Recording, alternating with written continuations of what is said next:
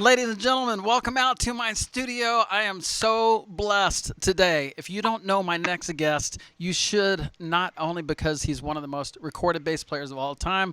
I mean, he's recorded with Anita Baker, with Toni Braxton, the Winans, Nancy Wilson, Kim, Will Downing, and on some of your favorite records. But he is the most important thing, really, is that he's such a kind person.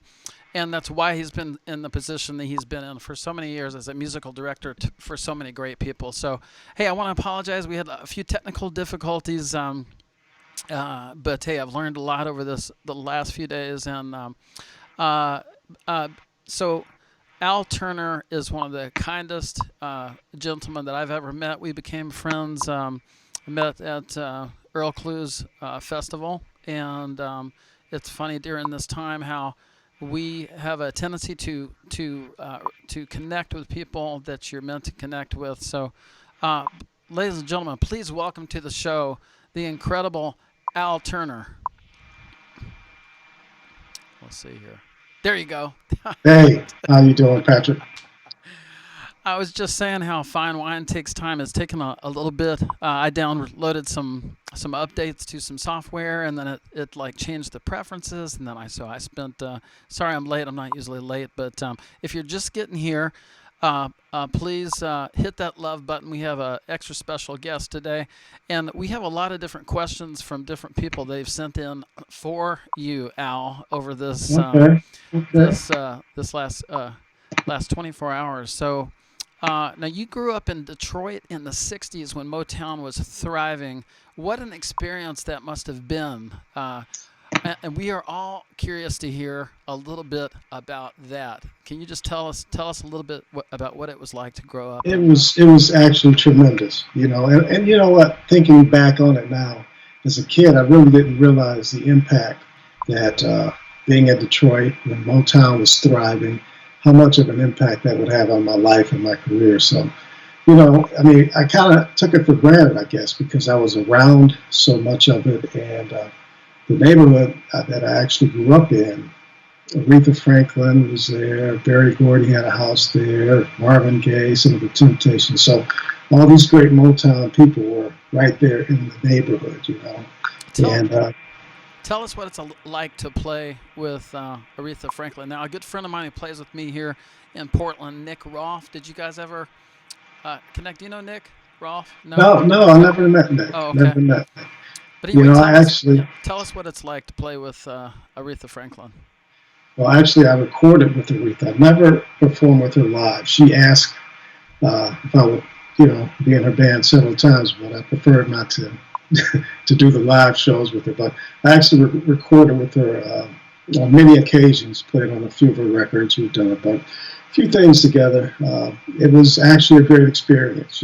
She did what she wanted, and if you would, if you didn't give it to her, she would let you know that too.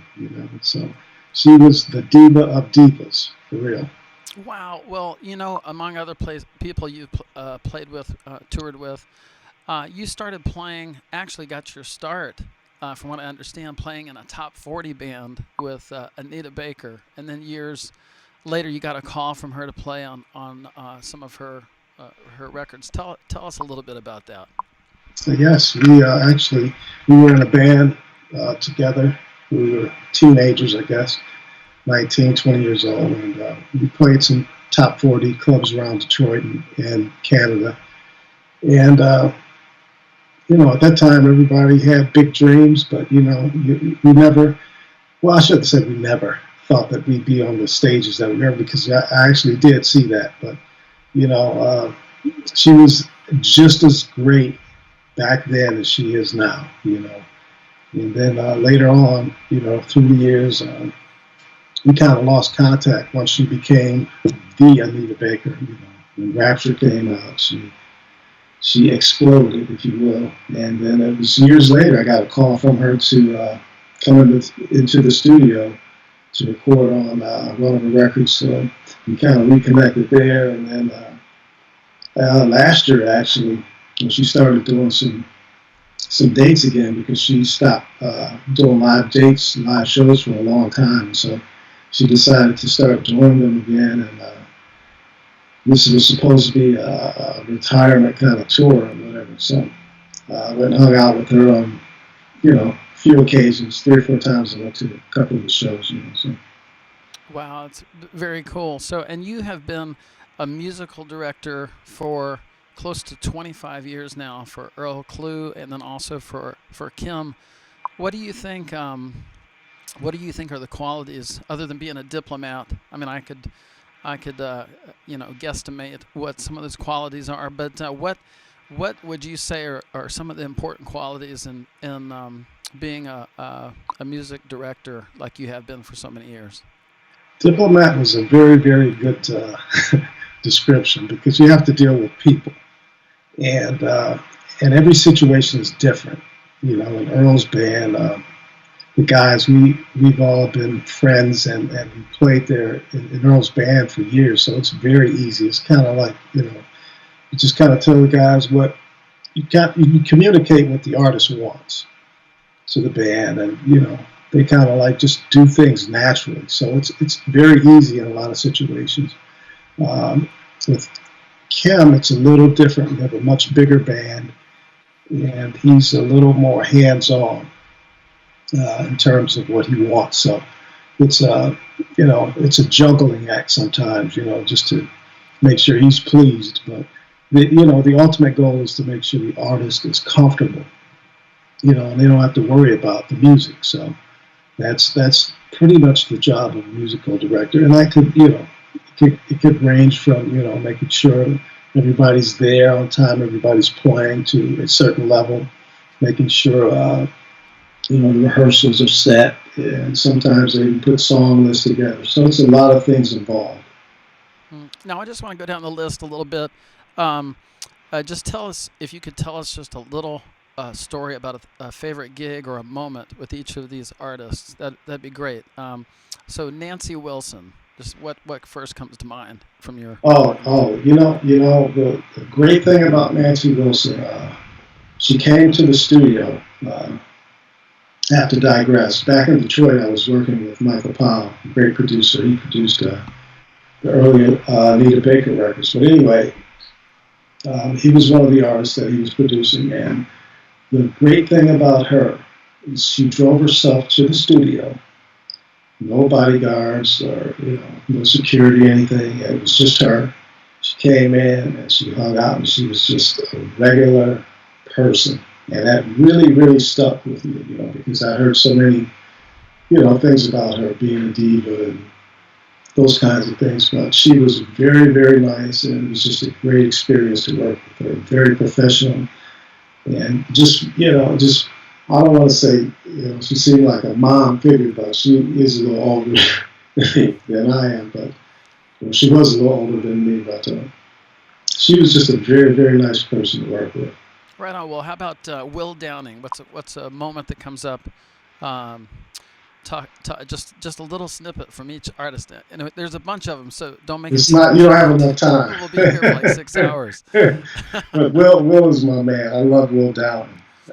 One of my favorite stories about Will. I met Will years ago before I started actually recording and playing with him live. I actually, if his regular bass player could not make it, he'd call and see if I would be available in some dates. So I had the opportunity to play with him live on a few occasions. But the thing I like about Will is before I even started recording with him and touring with him, we were on a cruise and he had this jacket on, and I was like, man, that's a nice jacket. Not this jacket, but there was another jacket, and I was like, man, this is a nice jacket. And he said, oh, thank you. And probably a month later, I got a package in the mail, and it was this jacket, right? And on the return envelope, it was just WP or WD Productions, and I didn't really put two and two together. And it was like later on in the day, I was like, yeah, this is Will Downing. Yeah, you like the jacket. Here's the jacket. Yeah, he sent me a jacket, man. He's a great guy. I love Will, man. It's just a phenomenal singer, a great person. Right on. Well, how about so tell us about a moment with that comes up for working with Toni Braxton. Well, I never worked with Toni Braxton per se. You know, we were on some shows together, but I never worked in her band or anything. Okay, and then let's see here. Did you work with Michael Franks? No, No. no. Okay, somebody was here. We got some different comments here. Sherry and Barbara and Laurie Miller. Hey, if you guys are just getting here, you're listening to the incredible Al Turner, and please share this with your friends if you feel like it's something they might enjoy. So, so you work with Kim. Tell us a story, a snippet about working with Kim over the Oh years. man, I have a lot of Kim stories. Let's see. Wow. The very first time I met Kim was in a music store. We were in Detroit. I was still living in Detroit, and I met him. I had never met him, but I had played on a record that he had done before he got his record deal with Motown. And it was with this producer. And at that time, Kim was sounding like Prince. Okay, so I knew the name, but I never met him face to face. So we were in this record store, and he came up to me, and he knew who I was. And he said, "Yeah, man, Kim." And we kind of talked for a minute. I was like, "Yeah, man, I played on this record that you did." And he's like, "Yeah, cool." So I said, "Well, maybe one day we'll get a chance to work together again." And 2 years later, I got a call from his management. He was recording album 2. And she said, "Kim would like for you to come in to record on this album." And I was like, "Okay, cool." So anyway, went in to record. Had no intentions of, being in the band, because at that time I was in the studio most of the time recording, working with Michael Powell and around Detroit with a bunch of folk. So went in to recorded the album, and then he pulled me aside and said, "Man, I want you to be in the band." And I've been there ever since. Wow, that's fantastic. And everybody here wants to know. They want to know why they call you the bass burner. Well, I got that nickname years ago, back in the '80s. I was performing with a singer in Detroit by the name of Orthea Barnes. She's passed on, but she was the most popular singer in Detroit at the time. Excuse me. And so one night we were playing in a club, and a friend of mine came in the club, and he had a little too much to drink, and he just gave everybody in the band a nickname, and he said Al Turner the Burner. Right on. And it just stuck with me. Well, for obvious reasons, just because you tear up the bass. Well, I don't know if I live up to to the title, but I think you I think you live up way past the expectations, and everybody who works with you loves it. So now you have a brand new record out, or pretty recent. Are you? We've been figuring this out like today, like how we're going to do this. Is there? right. Did you want to play something? Were you able to play something? I wish I could, but I can't. The interface is not working. So one of those technical things. So we're going to work this out, and we'll come back and we'll play a song. But yeah, I had hopes of playing several things tonight, but unfortunately the interface and it's just technical things. So we'll do a rain check on that. Hopefully get For back sure. to it. For sure, I can show you a bass though. I do have an instrument. We would love that. See, this is one of them. Now, how many basses do you have, Al? You don't want to know. Well, tell us about that. Don't put it away one, yet. One too many. One too many. Tell us about that particular bass. Is that one of your this favorites? bass? No. Well, I shouldn't say no. They all are, because they're like children. But this bass was given to me last year. I was asked to be the musical director for Sherlyn, and we did a Japanese tour. And I had actually played with her over the years, probably 15 plus years off and on. But last year she asked me to be the musical director. So while I was in Los Angeles rehearsing the band, a friend of mine said, "Yeah, man, I want you to check this bass out." And he had somebody bring a bass over to the rehearsal.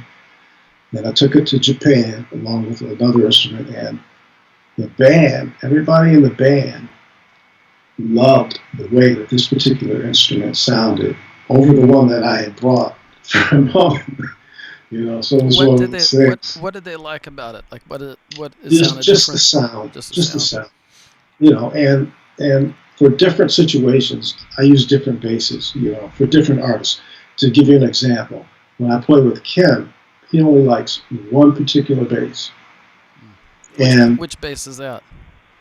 it's one of my Ken Smith basses, and I've actually used a few of them on his records and in live situations. But to give you a story, another funny story is some years ago, I took another bass to one of his shows, and it was an outside show, and I played it. It was one of the basses that I liked at the time. It was a nice red bass. So after the show, Kim comes up to me and said, "You played a different bass today, right?" I said, "Yeah." I'm all excited and everything. He said, "Why?" Is it right? I said, "Okay, I get Be a it. good thing.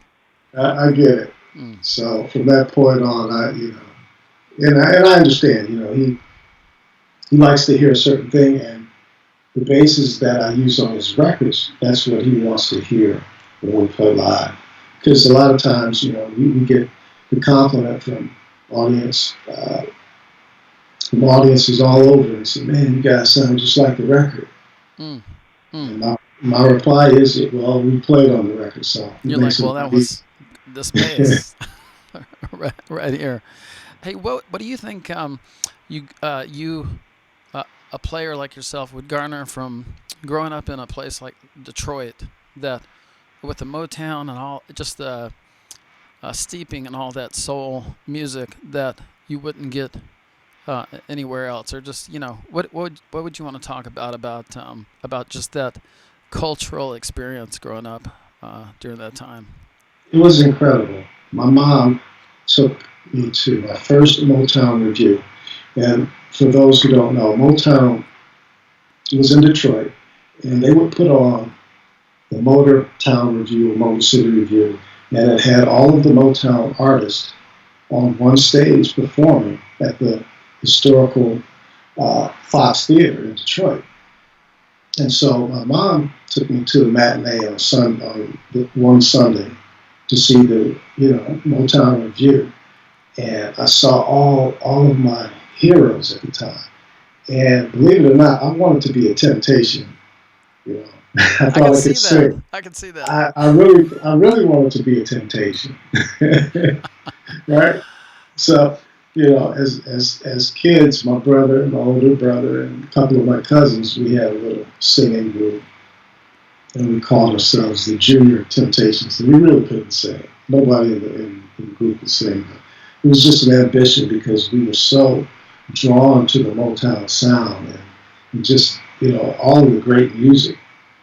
So having that experience really, really paved the way for me. And then later on, when I decided that I wanted to play an instrument, I wanted to play drums. My parents didn't want a drum set because of the noise, so my older brother said, "Why don't you play bass?" So I saved up my little paper route money. My mom took me down at Christmas time and bought this, inexpensive bass guitar. And, the really crazy thing about all of this whole experience is I cannot tell you the day that I learned how to tune the instrument or actually really start playing, because it was all, self-taught back then. We didn't have a teacher or anything, so it was just like put a record on and, just try to pick up things that way. So it was just a gift from God. I was just supposed to be a musician. Then I used to stand in front of a mirror in my basement. And you wanted to be a Temptation. Well, no, this was after the Temptation thing. I wanted to be a rock star. Oh, okay. Well, then I turned into this guy, alter ego rock star, right?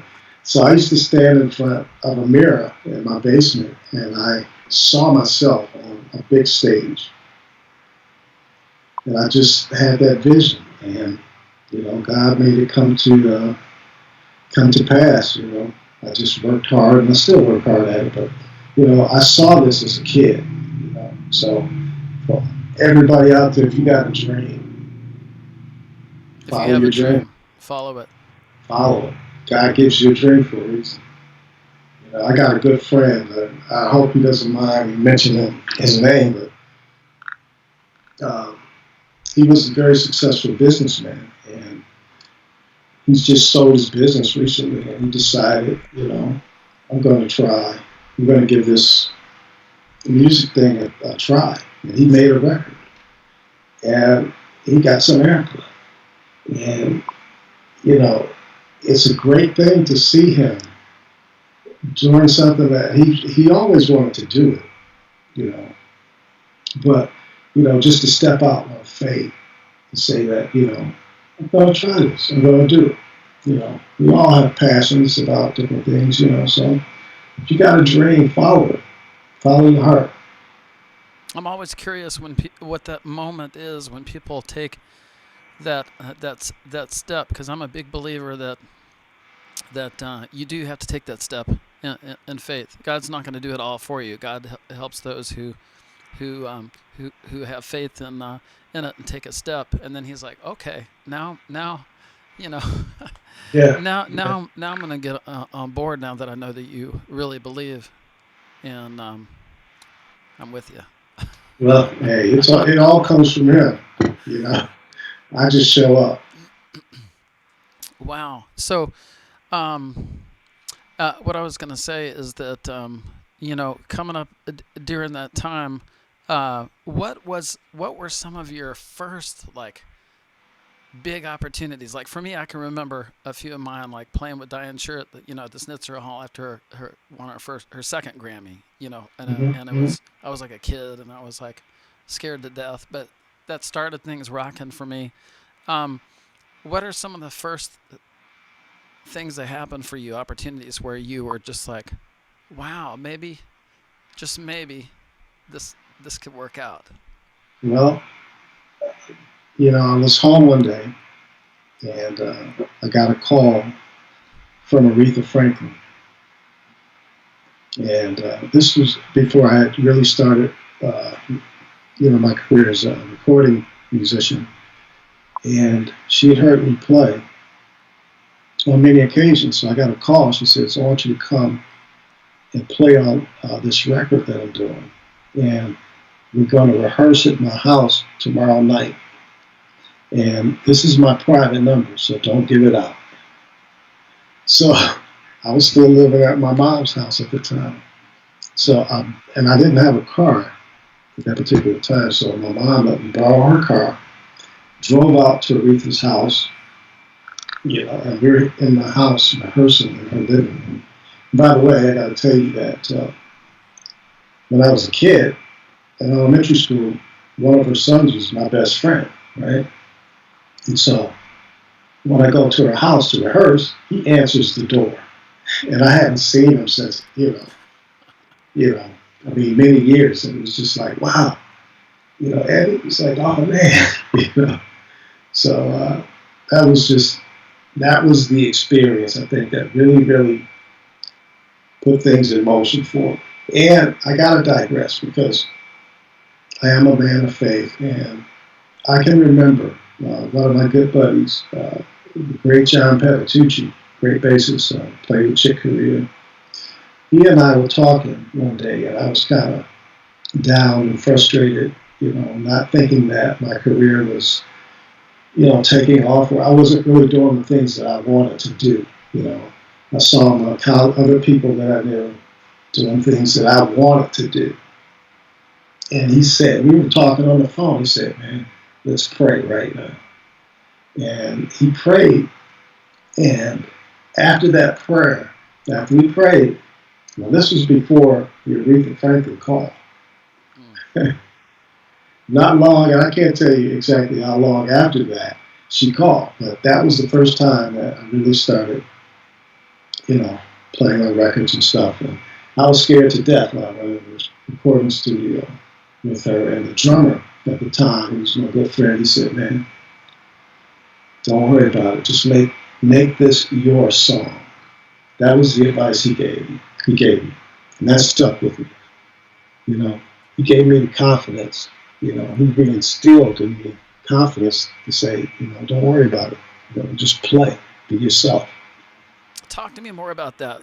That's such an important thing, because you come up in music, and initially, you're you're learning different solos and different motifs and listening to all these different influences. But really, at a certain point, you learn that hopefully that you want it.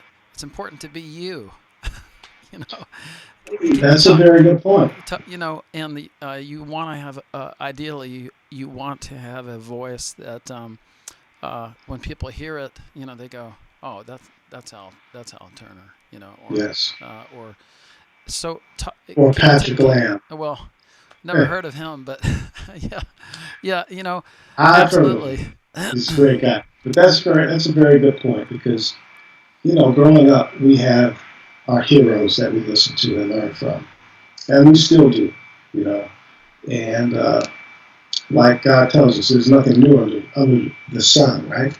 That's a very true statement because everything that we learn from has already been done. And we just take it and make it our own, you know. So at a certain point, I used to listen to James Jamerson, who was the bass player on most of the Motown records back in the 60s and the early 70s. And then I started listening to other bass players. And there was one particular time in my life, in my early career, that I was really stuck on Anthony Jackson, who was a disciple of James Jamerson. Oh And yeah, he was just like, Jamma. Yep. yeah, just like one of the greatest bass players in the world. And I was just so like honed into his style of playing. And I was just trying to mimic a lot of the things that he was doing, And so I got to a point where I realized that I would never be that guy. And if people wanted that guy, they're going to call that guy. Mm-hmm. So I have to try and develop my own sound, my own thing, so that people will call me for what I bring to the table. Everybody's got something unique to bring to the party. So I had to really start focusing in on what was inside of me and trying to bring that out, and have a signature, And one of the blessings was being able to play on a lot of records, back in the 80s and 90s. That was the best thing that could have ever happened to me because at that time, you go in the studio, and, I can remember some of my first recording sessions, like the Aretha date and some of the ones after that. I would go in and, you think you're on a certain level, and then when they play the tape back, it's like, wow, is that me? I'm not really liking that. Yeah. So I really, really put in a lot of time, a lot of work to define and refine my sound and my style in the recording studio. And that was the best thing that could ever happen to me, And then it gave me more confidence because after, a few years of doing this, it's like, okay, I go in, it's like, okay, I know what I'm going to play. Mm-hmm.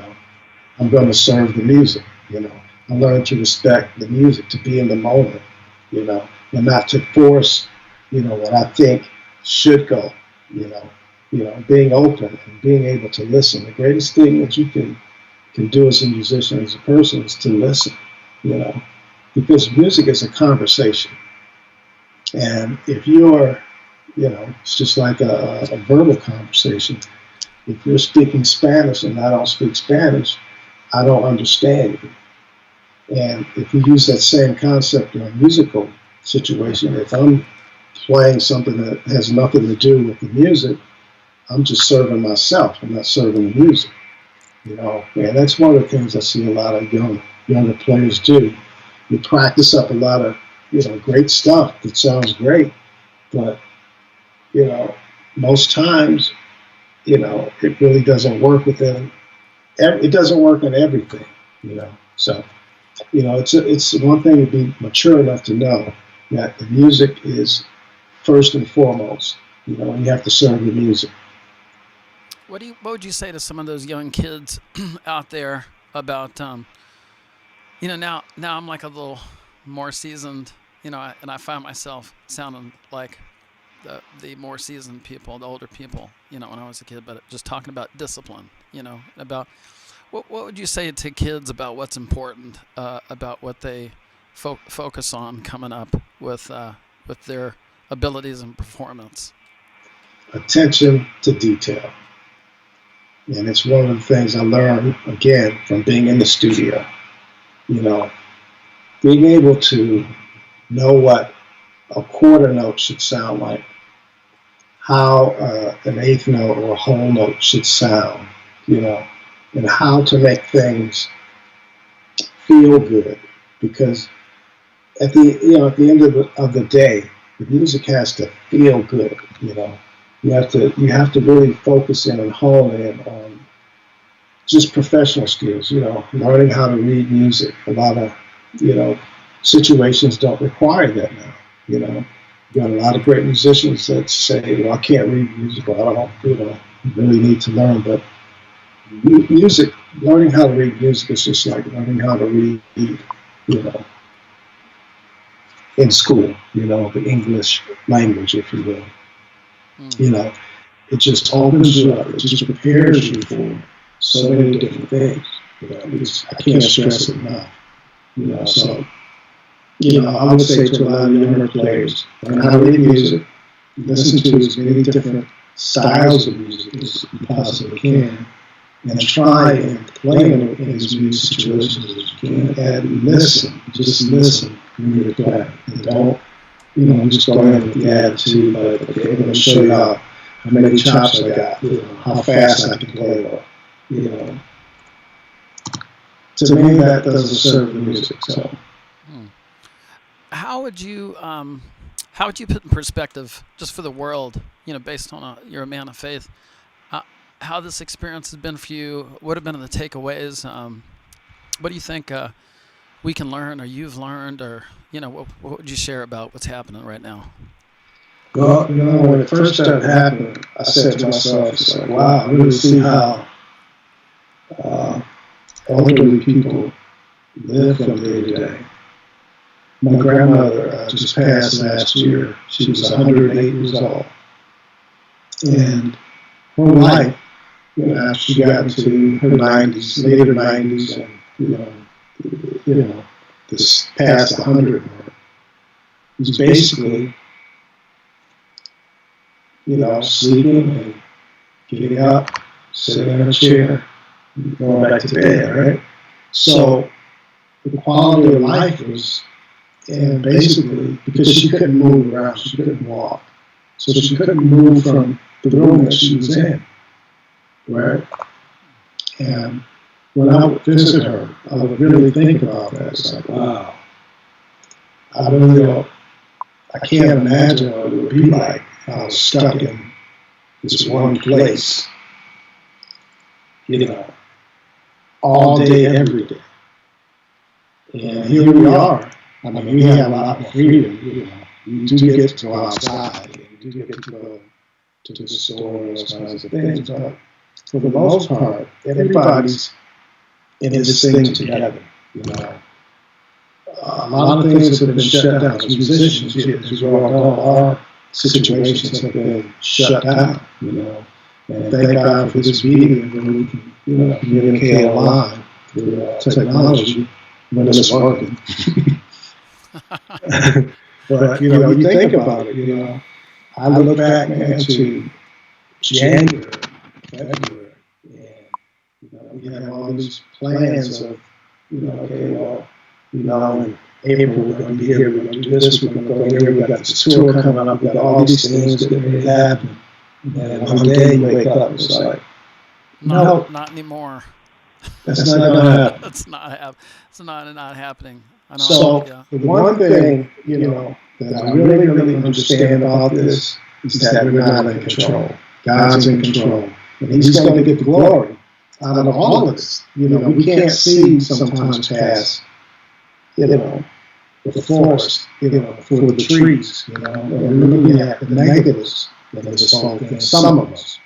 But there's a positive side to this, I mean, it supported many of us to really have time to work on different things that we wanted to work on, so there's a lot of positives, a lot of things, we know people that have been affected directly that have, either had the virus or passed on. I know several people, recently that have passed on from the virus. So it's one of those things where we just pray that, we come out of this, stronger than we were.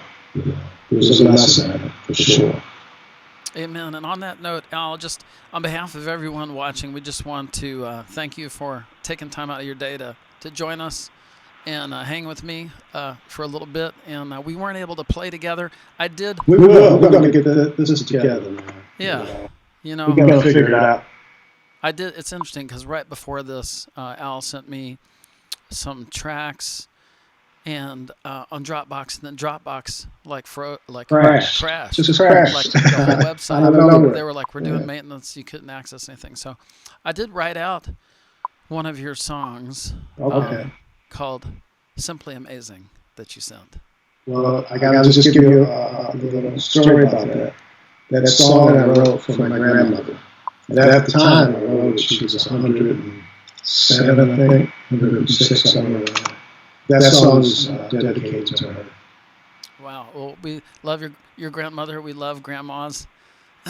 And if it's okay with you, I'll, as we send you off into the sunset here, it's late there, right? Isn't it? No, man. 10 o'clock? Yeah, I say that, it's 11, but now, I'm up to 3 or 4 in the morning. I don't have anywhere to go. Well, hey, everybody, a big virtual hug and applause for the great Al Turner. And I'm going to play a song. I just wrote it out. We'll see how this goes. Like literally 5 minutes. You're going to kill it. Out. I thank you so much, my brother. I love you, man. And we'll definitely come back and I'll play next time, for sure. All right, everybody. Well, Al, God bless you. And, hey, we're going to be in touch. Let's do something. And, absolutely. I'll do my best on this song, and I'll play a little bit, and then please come back and play once we get this whole technology thing happening. Okay? Oh, for sure. All right, thanks so much. God bless. God bless you. Everybody. All right, we're going to do this song called Simply Amazing, and it's a song that he wrote for his grandmother, and it goes like this.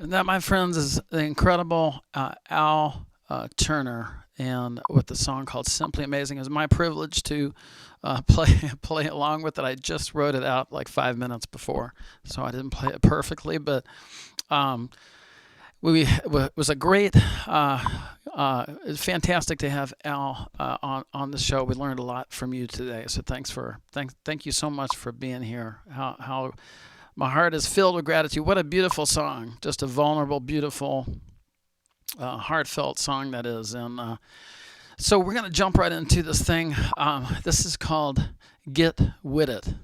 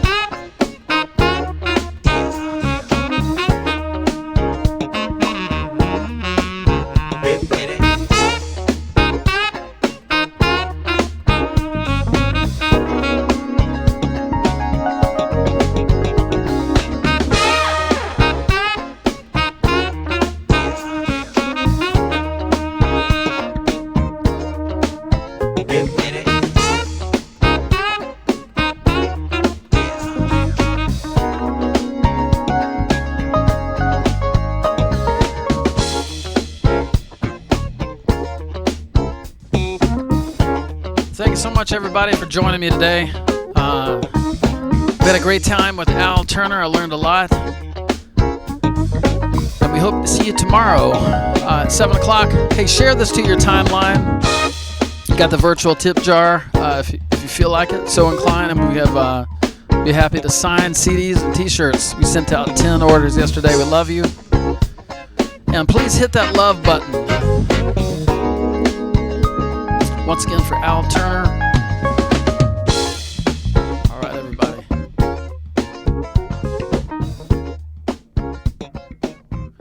All right, I'm going to say goodnight. God bless you guys. Be safe out there. It sure is funny. I know that. This is where the party is. Patches. Patches. 2-week-old collard green. Kind of extra meat in it. Do it, honey. He always wearing them Japanese burger shoes.